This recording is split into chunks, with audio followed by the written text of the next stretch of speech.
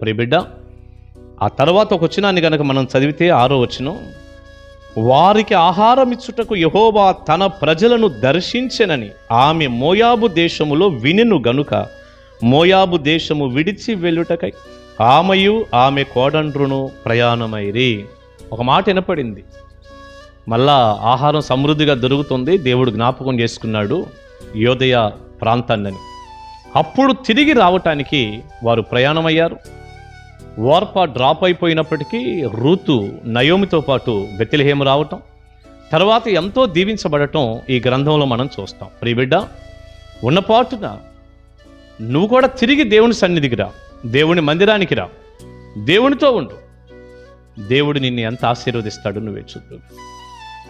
దేవుడు వాడిన బెత్తం నీ మేలుకే. నువ్వు తిరిగి రాగలిగితే, కాదని అలాగే ఉన్నావనుకో, బోలెడంత నష్టాలు ఉన్నాయి కదా మనం చదువుకున్న దాని ప్రకారం.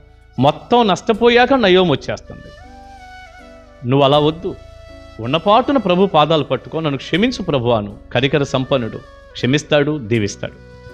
వారు మోయాబు ప్రాంతం నుంచి తిరిగి బెత్లెహేము ప్రయాణం అయినట్టు మీరు లోకంలో నుండి, సైతాను కబంధ హస్తాల్లో నుండి, చీకటి పాపంలో నుండి దేవుని సన్నిధిలోకి, దేవుని యొక్క వెలుగులోకి, దేవునిలోనికి తిరిగి వచ్చి దీవించబడుదురుగాక.